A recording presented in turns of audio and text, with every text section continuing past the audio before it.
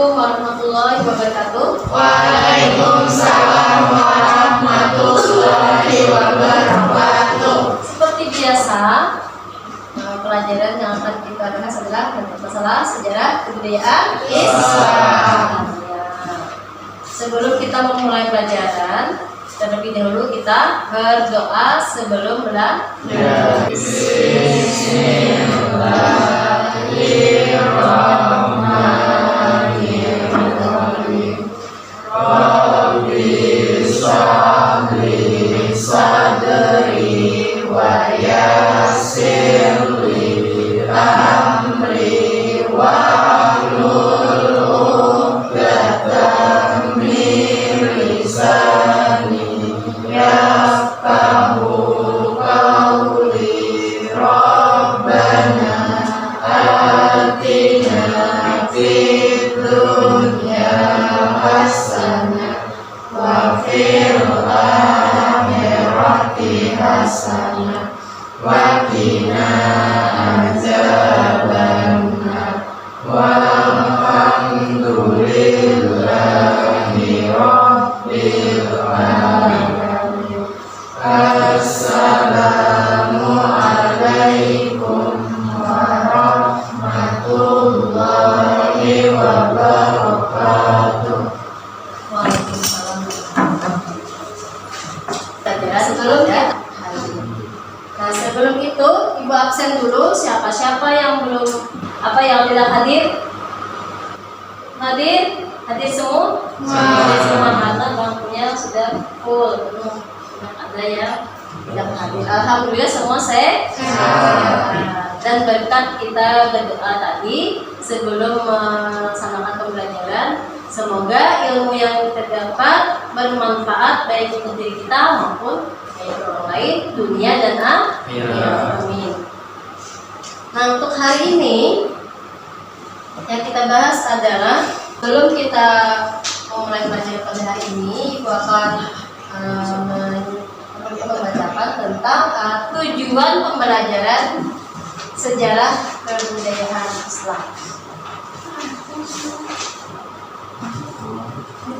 Yang pertama adalah kalian dapat memahami dampak dan peran dakwah Nabi Muhammad SAW dalam sejarah Islam.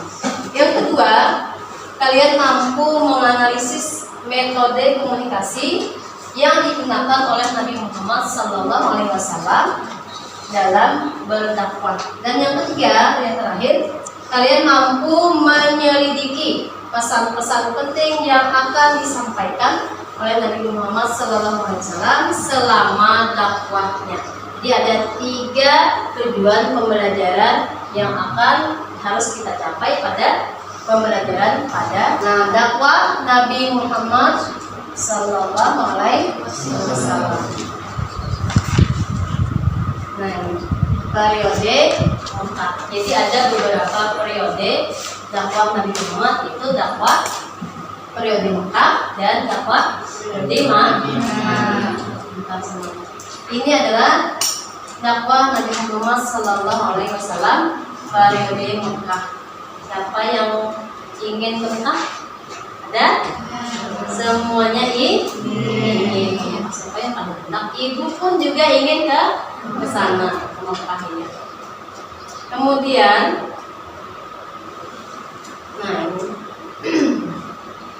ada peta konsepnya, yaitu dakwah Nabi Muhammad periode Mekah, pola dakwah Nabi Muhammad SAW periode Mekah, kemudian penindasan orang-orang Quraisy Mekah terhadap Nabi Muhammad SAW dan para sahabat, kemudian meneladani perjuangan Nabi Muhammad SAW dan para sahabat dalam menghadapi masyarakat Mekah. Kemudian mengambil ibrah dari misi Nabi Muhammad SAW. Nah, sebagai rahmat bagi alam semesta, pembawa kedamaian dan kemajuan masyarakat, dan yang terakhir hakikat misi dakwah Nabi Muhammad. Nah, kenapa Nabi Muhammad disebut sebagai rahmat bagi alam semesta? Ada yang tahu? Ada. Karena Nabi Muhammad itu penolong bagi kita sekalian yang asalnya kemarin kan zaman jahiliyah, kemudian karena Nabi menyampaikan ajaran Islam, maka zaman jahiliyah berubah di zaman yang lebih baik. Jahiliyah kemarin tentang kehormatan miskin karena Nabi Muhammad datang, Nabi Muhammad yang membawakan ajaran yang lebih baik. Nah itu makanya tadi disebutkan kehormatan dari Allah. Nah kemudian nih pola dakwah Nabi Muhammad keluarga di Mekah. Nah sejarah singkat Nabi Muhammad SAW sebelum menjadi Rasul. Siapa yang tahu cerita Nabi Muhammad? Dari umur berapa ayahnya meninggal? 2 bulan ayahnya meninggal. Nama ibunya siapa? Siti Aminah. Nama ayahnya? Abdullah. Pamannya? Abu Thalib. Kayaknya? Abu Thalib. 100 semua. Nah jadi Nabi Muhammad ini sebelum menjadi Rasul, ia dilahirkan di mana ya? Yang tahu? Mekah kali tadi kan?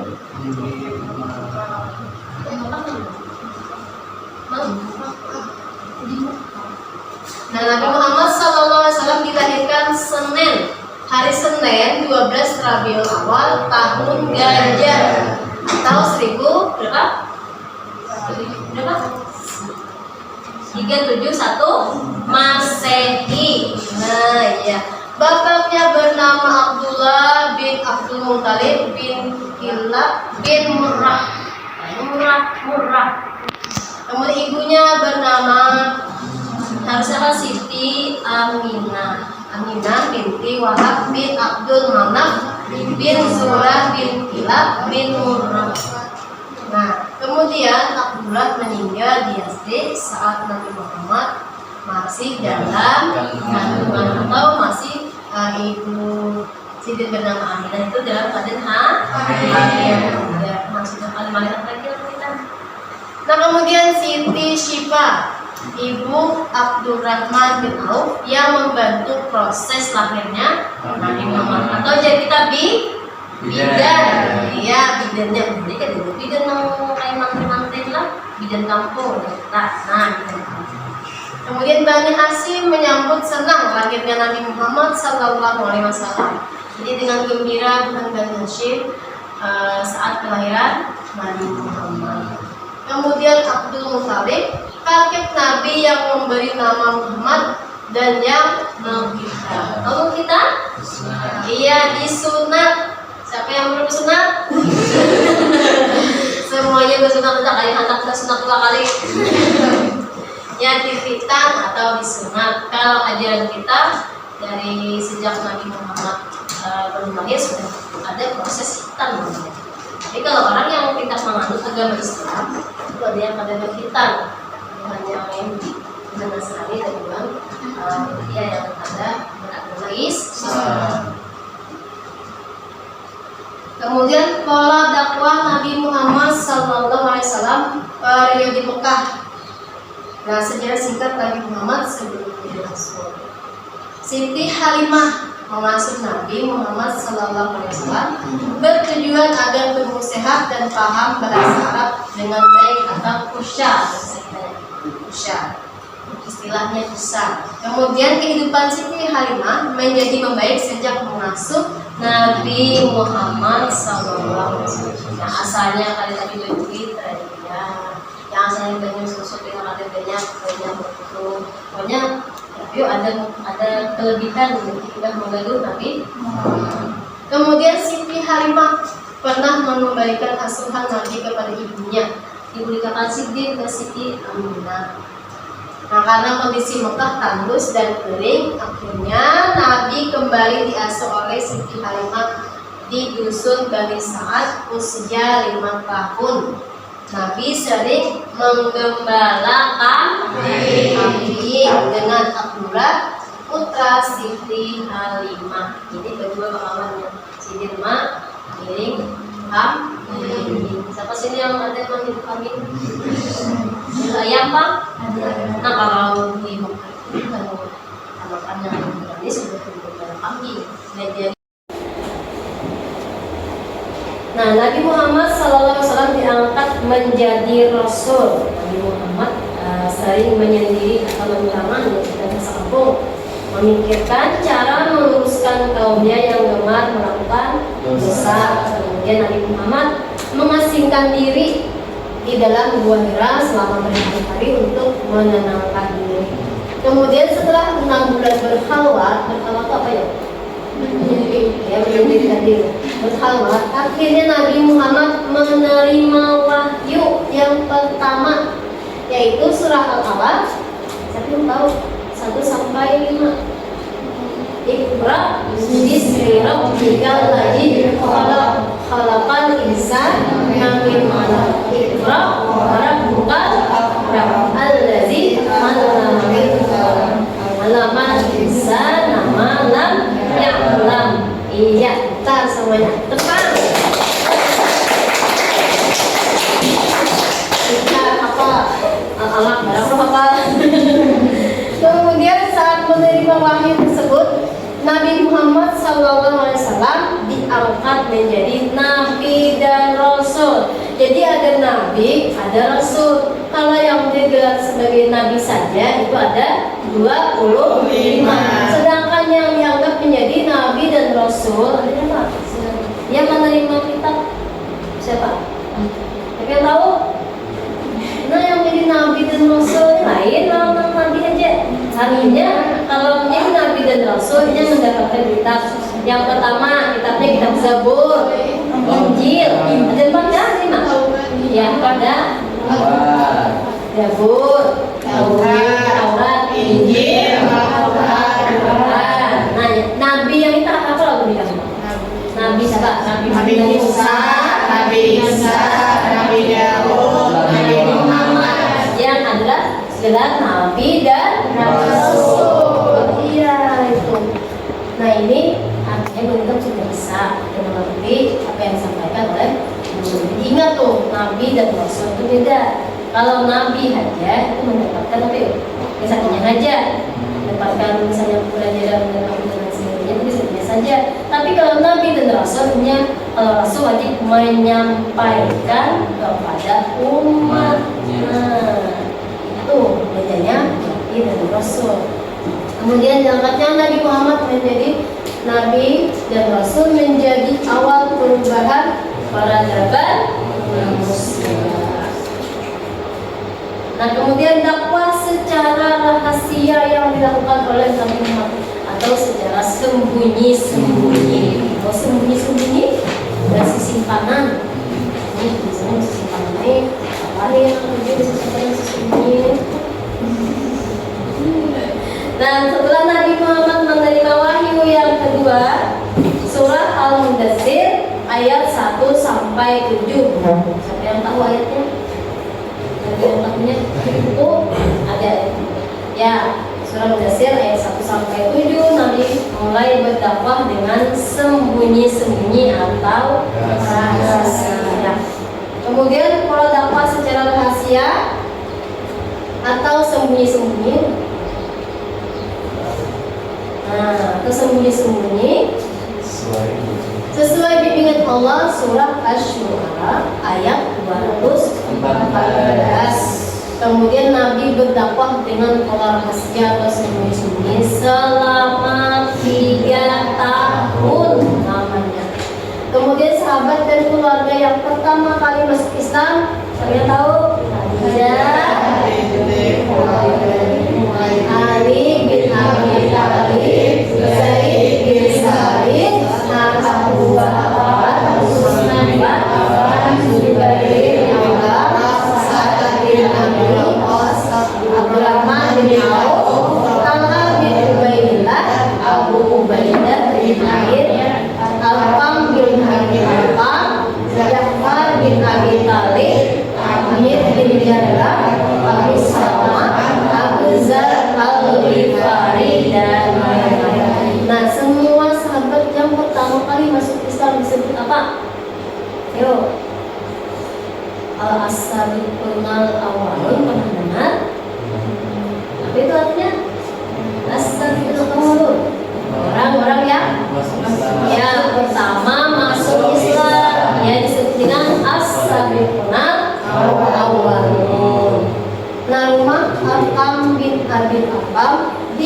dan markas dalam penyampaian dakwah secara rahasia atau sembunyi-sembunyi. Kemudian dakwah terang-terangan. Nah ini artinya berkata berperang karena melihat semuanya itu masyarakat tahu. Nah dakwah secara terang-terangan adalah dakwah dengan terbuka kepada penduduk Mekah. Isi dakwah Nabi mengajak masyarakat Mekah untuk mengimani Allah, meninggalkan berhala dan perbuatan dosa. Karena kan sejak Islam belum hadir itu masyarakatnya suka berjudi, mabuk-mabukan dan lain sebagainya. Itu kan menjadikan dosa. Kemudian dakwah dengan perang terbuka ini dimulai tahun keempat kenabian setelah Nabi menerima wahyu surah Al-Hijr ayat 94. Ya, mengundang kerabat karibnya, namun hanya sedikit yang beriman. Jadi sedikit saja yang beriman. Oke, makanya Nabi ini penuh dengan perjuangan, macam-macam perjuangan. Kemudian mengumpulkan masyarakat dan mengajak mereka untuk beriman, namun Nabi malah menerima cacian dan makian dari Abu Lahab. Abu Lahab siapa? Sebenarnya ada paman Nabi, tapi karena beliau menentang ajaran Nabi, ada pun tempat ajaran Islam. Nah Allah menurunkan surah Al-Lahab 1-5 sebagai balasan dari makian Abu Lahab. Yang tahu ayatnya? Ya, tabat yada abi lahabir wa tab ma agna anhu maluhu wa ma kasab sayasla naran zata wa imra'atuhu ammalatan hatab fi zidha hablum min masad.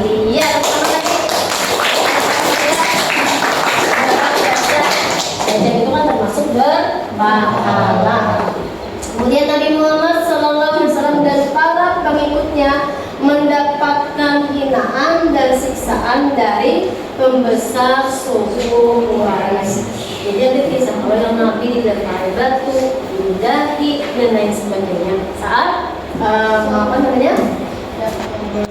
Ya berdakwah. Berdakwah dicaci. Kemudian ini lagi, paling biasa orang-orang Quraisy Mekah terhadap Nabi Muhammad. Yang pertama, penyebaran Islam yang semakin berkembang menimbulkan penindasan dan penyiksaan dan kekejaman terhadap Nabi dan para sahabat dan kaum kafir Quraisy. Yang pertama mendapatkan intimidasi dan penganiayaan dari kafir Quraisy adalah kaum Quraisy. Sahabat Nabi yang menerima penganiayaan adalah Bilal bin Rabah, Amir bin Khairah, Zuhairah Ummu Abais, An-Nadiyah, Amir bin Mukmil, dan Amr bin Bashir beserta kedua orang tua yang meninggal dalam mempertahankan iman dan Islam. Jadi mereka syahid. Artinya apa? Yuk, yang tahu syahid itu apa? Nanti yang dalam pada iman dan Islam. Nah, syahid sampai di Palestina kan berjuang membebaskan negaranya tuh. Namun yang mundur ini jadi kafir. Tapi kalau dia maju, makanya kakak-kakaknya ada yang mengusir. Nah, berarti syahid. Jadi dari pembelajaran tadi, apakah ada pertanyaan? Ada siapa? Ada yang untuk perempuan yang 2, laki-laki yang 2.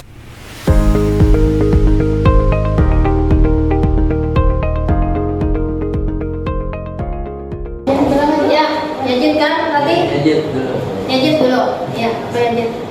Dengan siapa Nabi Muhammad berdagang ke negeri Syam? Oh, dengan siapa Nabi Muhammad berdagang ke negeri Syam? Apakah ada yang mau menjawab? Yang lain? Siapa yang mau menjawab? Ayo, siapa yang mau menjawab? Ya, Ayatul. Silakan jawab. Abu Talib. Iya, satu.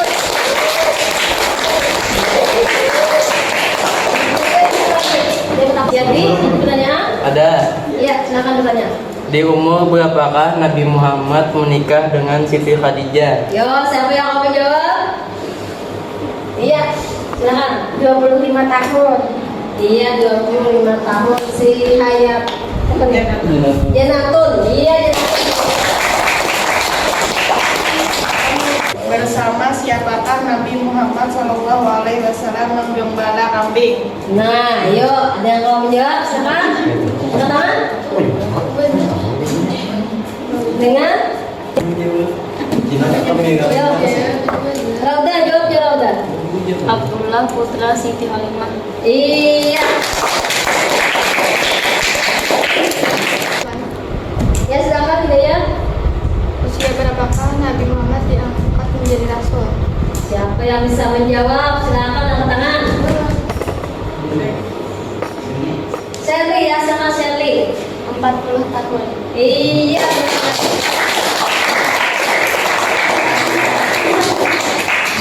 Jadi semuanya sudah menangkap semua pelajaran pada hari ini atau ingat pembelajaran apa tadi yang sudah Ibu sampaikan. Di pembelajaran tadi maka untuk minggu depan Ibu berikan tugas kelompok dari 10 orang ini dibagi 3 latihan latihan ketiganya ya 3 latihan untuk kelompok A, yang di sana kelompok B, dan di sini 4 orang kelompok C.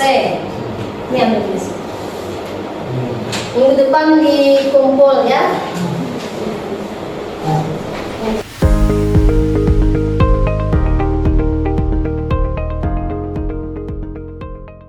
Itu harus diselesaikan minggu depan. Ingat, jangan sampai tugasnya terlupakan. Nah, jadi kesimpulan pada pembelajaran hari ini tentang apa tadi? Dakwah secara sembunyi-sembunyi. Kemudian sejarah kedatangan oleh Nabi Muhammad SAW.